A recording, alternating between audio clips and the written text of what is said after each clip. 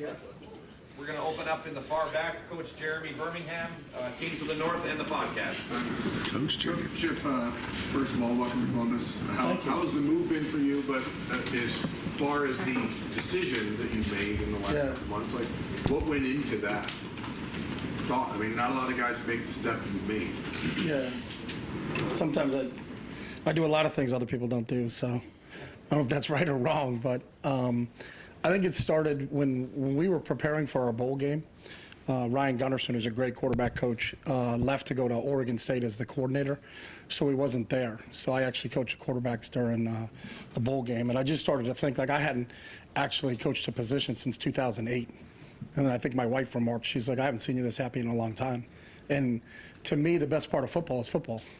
And so you got to do football and not do some of the things that involve with the head coaching deal. And I had a chance after we beat Boise in the bowl game, and as we started recruiting, just to kind of think about what that experience was like. And then I get to make the decision on what my future is going to be, and so what do I want to do? So I started to look into, is there an opportunity, and it would have been the right spot to go somewhere and just coach a position again and be back with that group. Because I think as a head coach, you sit in on position meetings, but then you're always getting pulled out, and there's other things that are involved with being a head coach, and I think it's more of a CEO operation right now. You know, it's the job and the landscape, as we all know, of college football has changed. So I just thought at the time that, you know, there's a story about John Lennon when he was a little kid that had an assignment of what do you want to be when you grow up, and he said, I want to be happy. And then his teacher said, I don't think you understand the assignment. And his mom said, I don't think you understand life. So I just want to be happy. And I'm really happy coaching a position, really happy to be at this place. You know, it would have taken a special place for me to leave UCLA because I love those players and I love that coaching staff. But to be here with Ryan, I had a great relationship. I've known Ryan since he was a little kid. So I think a lot of things just fell into place that way. Coach, third row left, Andy Anders, 11 Warriors. Just diving into spring ball here, where do you see, obviously, you know, you have a big running game background. Where do you see this offensive line at, and how can you kind of simplify things to maybe help bolster their play entering this season? I was impressed just since I've been here in the last couple of weeks with their athleticism, their attention to detail, and their development as players. But to say on day one that I think that our scheme is going to be this, or this, it's, you know, that's going to be a work in progress as we start to get familiar with what the players' skill sets are and then what we can do. And it's always a combination of what you have up front and then what you have out back. And I know we've got a couple really talented running backs behind them, so, you know, it's something that we're going to look at. But I also know you can't be one-dimensional in football. You need to be able to throw the ball as much as run the ball. You know, it's funny. Some people think I'm an air raid guy. Some people think I'm a wing T guy. Some people think I want to run the ball every down. You know, we're gonna do what's best for Ohio State, and that's kind of what our game plan is right now. Front row right, Austin Ward, the podcast. Chip, when you think about your first evaluations of the quarterbacks and going through these 15 practices, how do you want to structure that? I know that you and Ryan have probably talked about that a good amount. Like, what's the right way to set up a spring position battle? Mm-hmm. How many reps does everybody need? What's sort of your plan, just from a general perspective, I guess? Yeah, you know, we're really detailed in what practice looks like. And how that's going to operate. But I also think you need to let the players go, you know, so I don't think you need to put shackles on them, so to speak, and just keep them constrained. I think you got to let them go and you got to let them operate. And we were rotating, I think, everybody on every 2 snaps today, and that was just what we're going to do on day one. You know, we'll reassess it after we got through it, get a chance to count up all the reps of how many plays each guy got, and did they get more in 7 on than they did in 11 on, you know, and we'll go through that whole thing, and that'll be a constant flow in terms of how we're doing it. But I think the best way people learn is they learn by doing, you know, so they've been great in the meeting rooms. They're sharp when you get them on the board. They're really good when they're watching film, but you got to go out and you got to play the game. And so the more that we can put them in those situations to play the game, the better we'll have an opportunity to evaluate them. Third row right, Tony Girdman, Buckeye Huddle. Chip, I'm just thinking all of these things go back so far with Ryan Day. You mentioned since you've known him since he was a kid. What were your first impressions back then, and then as you come full circle to now, like how do you feel about that? It's still the same way. He, you know, even since he was playing Little League, he was the ultimate competitor. You know, and he was always trying to find a way to win. He was great at a lot of sports: baseball, basketball, football. You know, I got an opportunity to recruit him. You know, so I coached him when I was at New Hampshire. I recruited him out of high school, and we grew up really close to each other. So same elementary school, same high school, same junior high, same college, you know, so I've known him since for a really long time. But that competitive fire burns deep with him, and that's the one thing that I've always admired with him. And he's got an amazing athletic brain in terms of how to process things and how to put people in position to make plays. He's always been that prototypical coach on the field, no matter what sport he was playing. So I knew he was destined to be a coach, you know, and I was fortunate in my career as a head coach to have him on my staff at a couple places. So I got a chance to see him work firsthand. You know, I got to see him work firsthand as a player and then as a coach. So the success he had is not surprising to me. What kind of pride is there for you seeing Ryan and the success he's had? Yeah, I think we all do that. I think we come from a unique place in a really small hometown in New Hampshire where we all take a lot of pride of where we're from. And when anybody's successful coming out of there, then you kind of take a little pride that it's the upbringing that we all had, you know, in the youth sports program that we grew up in every aspect, whether it was football, baseball, basketball. Those coaches had an amazing impact on us, and that's why we are where we are right now. Front row, Bill Rabinowitz, Columbus Dispatch. Hi, Bill. Ryan said he doesn't think of it as you working under him, it's working with him. The fact is, he's the head coach, you were the offensive He coordinator. makes me call him sir, though. He just said, "Can you do that day one?" And I was like, "All right, Ryan." No. No, but, I mean, he ultimately is the decision maker. You've Yeah. been a head coach. How do you think that's going to work? Do you think there'll be any, as close as you are, any kind of, I don't know if awkward moments is the right term, but when he's the ultimate decider and you are working for him? Yeah, I certainly understand my role. I'm not Al Haig. Like, I'm not in charge here. Yeah. Some people get that reference. Other people don't get that reference.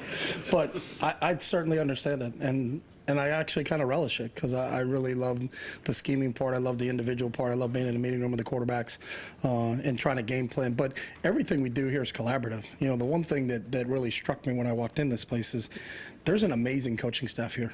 You know, and if you get a chance to talk to Larry Johnson just about football, or Tim Walton, or Jim Knowles, or Brian Hartline, or any of these guys that are on the staff here, it's a very collaborative effort.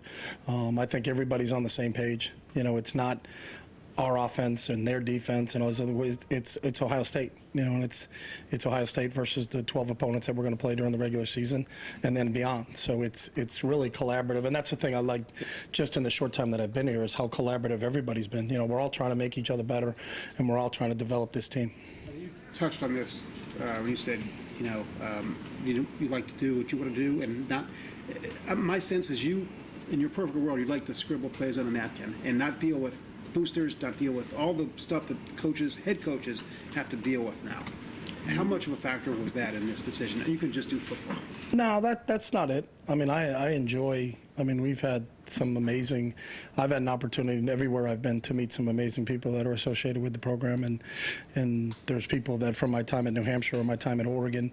I was just with Phil Knight 2 weeks ago. You know, and got an opportunity to spend some time with him and his wife Penny, who are dear friends of mine that have been great mentors to me in my career. And there's a bunch of people at UCLA. Terry Donahue and Andrea Donahue were awesome to me. Angelo Mazzoni is a great friend. Casey Wasserman, Troy Aikman. There was a bunch of people at UCLA that I really enjoyed, you know, being around and talking with. So I think sometimes everybody wants to make a narrative of it's either this or that. It's never that. It's never just all ball. It's never just all recruiting. It's never just all boosters. It's a mixture of everything. But I think the one thing that as this position as a head coach kept moving on is that if you look at a lot of them, they all become more CEOs. You know, I can't tell you how many coaches that have called me since I made this decision that said, "I'm 2 years behind you, brother," you know, that are thinking the same exact way. And I think it's all part of what we have to do. I think we all need to protect this game and promote this game. And I think there are some rules that we need to get straightened out so that people understand what it's about. Because the game is still about the players. And I hope that never gets discounted. You know, it's always been about the players. And I think if we can keep that at the forefront, the people that are making decisions on this, and I think Gene Smith is one of the best influences in the NCAA, is to make sure we keep that the main thing. The main thing needs to be the student athletes. Right behind him, Nathan Baird, Cleveland.com. You know, you're coming in at a time where you've been through some places where the expectations are high, I understand, but you're also coming into a juncture where, you know, the 3 losses to Michigan, the not making the playoff last year, the urgency is pretty high here. I guess just sort of what perspective do you have on kind of the stakes that there are for Ryan this year, and the decision that then he makes to bring you in to kind of help solve that?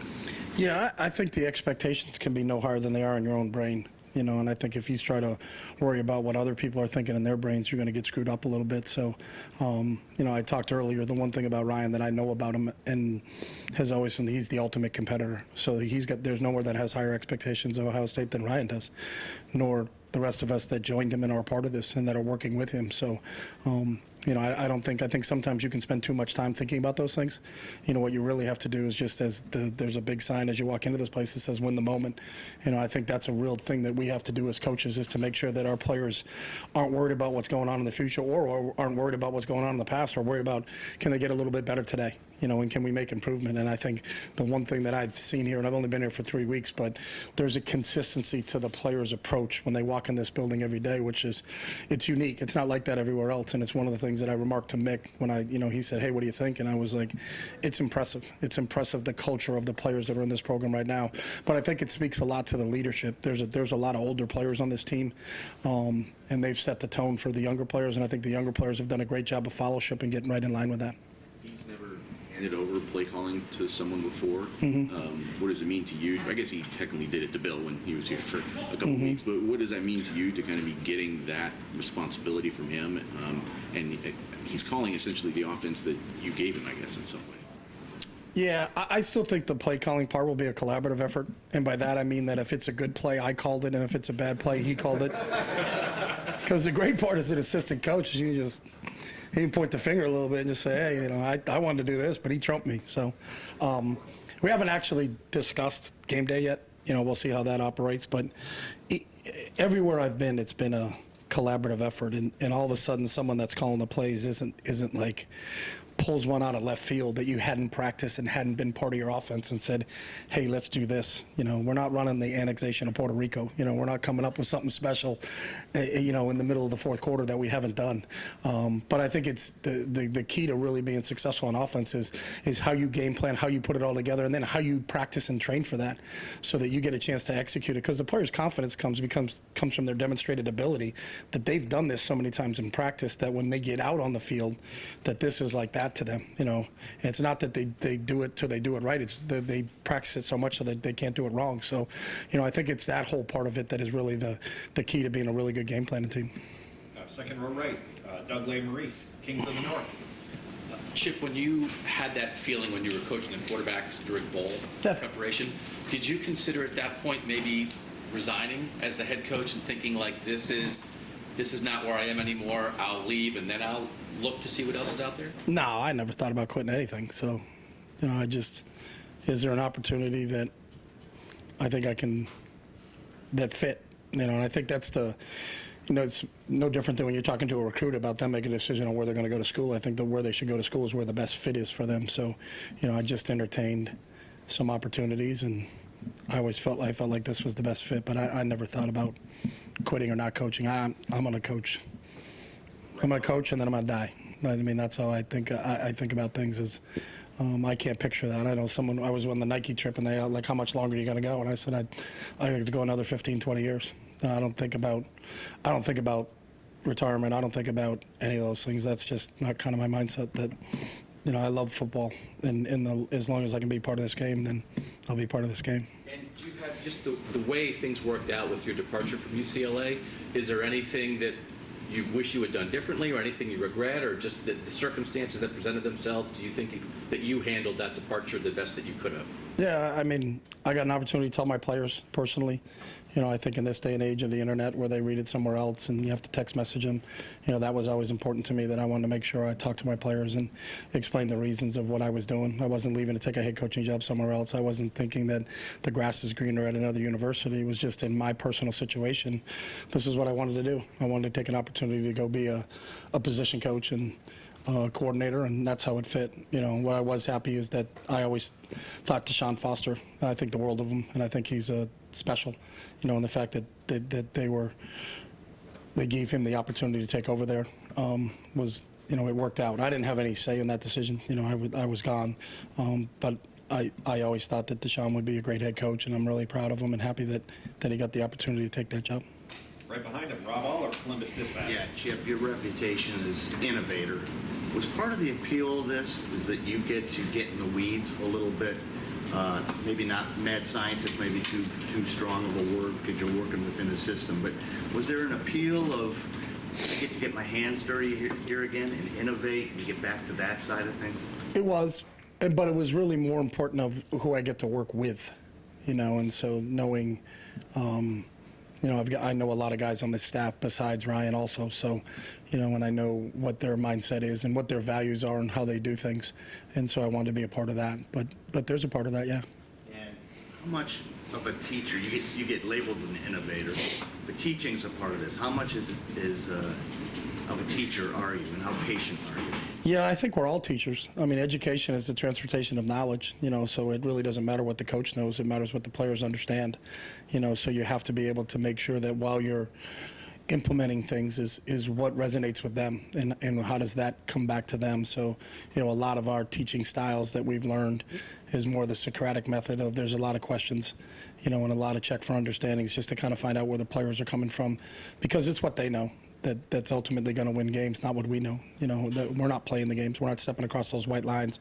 And your job as a coach is to create an environment where they have an opportunity to be successful and then get out of their way and let them go do it. So I think the teaching aspect is huge, and we continue to research, some of the latest trends in teaching to make sure that we are transporting that knowledge to our players.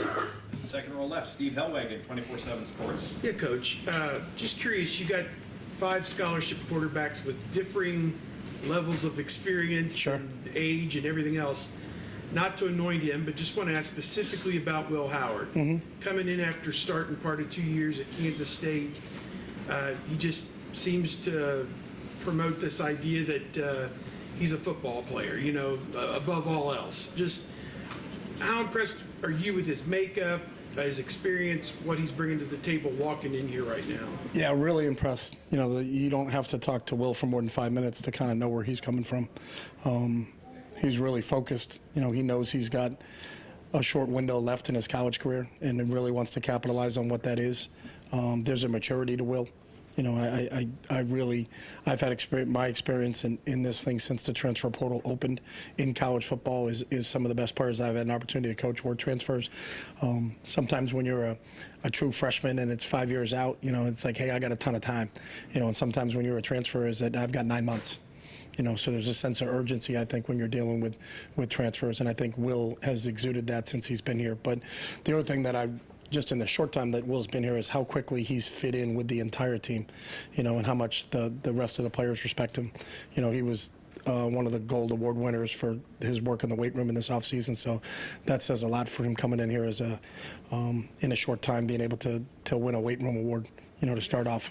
Do you guys hope to have a number 1 internally, externally at the end of spring, or I guess just let it play out? How do you? I think every time I've been involved in these, I think when they're organic is when it's the best. I don't think you can anoint somebody or force the issue because the players know. The players would understand. They see it every single day. And there's a team chemistry part of this thing too. So we're not going to force the issue. But I've always seen it play itself out. So I've been fortunate that there's always going to be some quarterback battles. At some point in time, at every school, there's a quarterback battle. And really you got to let them play it out on the field, and that's where it has to. That's where it has to be decided. Folks, got time for just a couple more. Far left, Whitney Harding, WCMH. Hey, Coach, welcome, and we're excited to have you here. Oh, thank you. Kind of to talk about the innovative part, Ryan said that that's something that he's always loved about working with you, and now he wants you to bring that here and how it would fit with Ohio State. Do you have any idea what that's going to look like yet, or is it just way too early? I have no idea. I think part of it is you're trying to put the players in position to make plays, so a lot of that comes from getting to understand the players and what their skill sets are and how we feature what their skill sets are. And the one thing after day one, I can tell you that there's a lot of skill set out there. So that's what gets you excited. That's what you jump out of bed in the morning and you're excited to go to work because of the talent that you get to work with. But the one thing that's the most impressive is the work ethic that goes along with that talent. It's not just empty talent. It's you got some kids who want to. All of them since I've been here want to work. So that's what gets you excited. But I think assessing what the skill set is, that we have available to us on the offensive side of the ball, is vitally important. And then our job is to put those guys in positions to make plays. You've been in places before where there's been lots of pressure. I mean, you've experienced what it's like to coach national championship caliber teams. This program right now is moving into a situation where you got to win quick and now. So does that feel like pressure here for you, or is it a little bit of excitement, or both? Well, I've always subscribed to is pressure is what you feel when you don't know what you're doing. So if you don't want to feel pressure, then you should know what you're doing. So, I think it's part of that. And I think part of our job with our players in terms of the education process is getting them to understand that too, is that, it's about your preparation. It's about you and your development. It's not about that you can't be governed by what other people say. It's what's my mindset and how am I intrinsically motivated and how do I really compete against myself on a daily basis to get a little bit better. We got a little bit better today because we got out on the field today and got a chance to do some football. And then the challenge is when we get back on the field on Thursday, can we be a little bit better than we were on Tuesday? And if we're doing that, then we keep stacking good days on top of good days, and I think we'll be in a good spot. Front row, Dave Biddle, 7 Sports. Hi, Chip, and welcome. Thank you. I want to ask about the pros and cons of coaching from the box and coaching from the field. It's interesting. You talked to some offensive coordinators. I remember Tom Herman talking about it. He swore he wanted to coach from the box, saw the game so much better, sterile environment, not all the chaos on the field. Some coaches you talk to, they're like, I want to be on the field so I can look at my guys in the eye. Where are you at as a coordinator? Honestly, and I've thought of this a lot. I thought of it a lot during COVID because we had the empty stands. So I had thought about just walking up into the stands for a little bit because I had a better vantage. I've always believed you can see the game better from up above, but I believe you can feel the game better from the field. So if there was any way we could get a zip wire where you could do both, coach called from there, then zip down to the field, get a chance to talk to him, because it's a different deal when you're talking to the quarterbacks on a phone, than being able to look in their eye and kind of see where they are with it. And part of it is the feel part of it. I remember when I coached Ryan once, we were playing UConn, and he got hit hard going out of bounds. And he just walked by me, and I was the play caller, and he was like, run the next play. And I just kind of looked at him. I saw the look in his eyes because I don't think he could have thrown it. He was still trying to get his wind back. But you wouldn't know that if you're up in the booth, and you call a pass play from up in the booth, and you're like, how come he can't complete that? Well, he just took a shot going out of bounds. So it's that fine line, and I don't have an answer. I think it's feel on the ground, and it's see from up above. Maybe in this day of technology, they'll figure it out. But we'll see how that operates. And whatever Ryan feels is the best for the team is what we're going to do. So. Front row right, Joey Kaufman, Columbus Dispatch.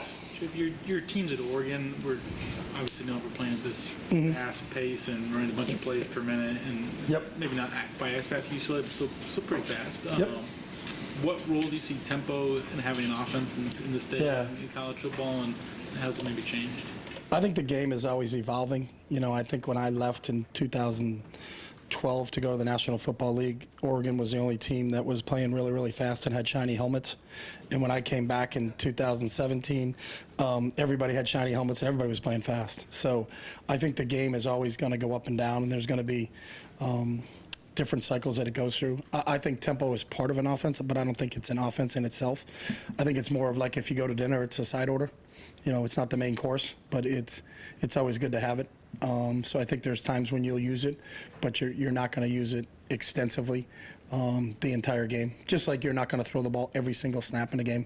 You're not going to run the ball every single snap in a game. There's not a game of absolutes anymore. I think the ability to be diverse and have it as a tool in your toolbox, so to speak, is really how we would look at using it here. Is that because defenses are now more familiar with it than? I think so. I think when you first started going tempo, there were people in the NCAA that wanted to outlaw it. They wanted to make an NCAA rule that you couldn't do it. And I'll give Coach Saban credit. I mean, I think obviously Nick was the first one to do it. He wanted it outlawed, and then all of a sudden he adapted it and said, all right, we like this. So we'll keep it in. But I think people have. It doesn't matter what you do. There's cycles to this game, and then once people catch on to that cycle, then it moves. It's no different than 4-3 defenses and 3-4 defenses. What is the rage? When the Giants won the Super Bowl, they were a 3-4 defense, and everybody says we have to do that. What people didn't understand is they had Carl Banks and Lawrence Taylor. It didn't matter what defense they were running. I know Jim's back there, and Jim played against them. They could have been a 4-down defense, and those guys would have been great players. But it's not the scheme. I think the coaches that do it the best way is they insert their players and put them in the best position to make plays. And now will tempo be part of it? It'll be part of it, but it's certainly not going to be the main course. And folks, I'm sorry, last question, Tim May Show, Letterman Row. Oh, thank you very much, Jerry. Number one, there was a great moment there when y'all were warming up, when you were talking with Tim Walton, and Caleb Downs comes up, and Yeah. Y'all are conversing, and this is kind of a two-part question, but number one, what was just your take on the talent you saw on that field today? Yeah. On both sides of the ball, where would you rank it? You know where I'm going. Yeah, I'll rank it. I'll be very transparent. As I was telling Tim and Caleb what a great offensive player I thought Caleb would be, could be, and should be, but I'm not the head coach. So I always, during stretch, as an offensive coordinator, I'm always looking at the defensive players like I could use him. Oh, what could I do if I had him? What could I do if I have him? But I don't get to choose him anymore because I don't have the pick. But I was just talking to him about it. He's a great young man. And if you want to watch a highlight tape, watch his highlight tape of him on offense when he was in high school. He's an impressive dude. So. With just the talent on hand there as you on this field today, but obviously y'all weren't practicing real football yet, but Yeah. pretty close. No, there's obviously this is a very talented football team, but I think Ryan made a point to the team, and I think our players really understand it's the non-talented things that are going to help this team win. It's the discipline development that we're going to have, it's the skill development that we're going to have here during spring ball that's going to be the difference maker, because there are a lot of talented teams out there. One quickie. What did Brian tell you when y'all, you came up with the final deal here that you're going to come here as offensive coordinator? What did he tell you he wants out of you? Meaning, what does he expect you to bring to the table, so to speak, or what does he want better than last year? Yeah, I don't. We didn't really talk about the past, and I've never been one to talk about the past. It was just, what's the future and what would it look like, and what are the pluses of this place, and I understand, why Ohio State has been the tops in the country in recruiting, because the head coach is a really good recruiter. So those conversations with the head coach from a recruiting standpoint, I can tell what a good recruiter he is, but he also has an amazing place to sell. I think this is, in the short time I've been here, the fan base is amazing. The people that work in this building are amazing. And I think the support that this football team has is amazing. So, just highlighting those couple of things to me were, it just seemed to fit for the timing in my life of where I wanted to be and what we wanted to do, and it worked out. So today was a good day. Coach, thank you very much. All right, thanks, Sherry. Really appreciate your time.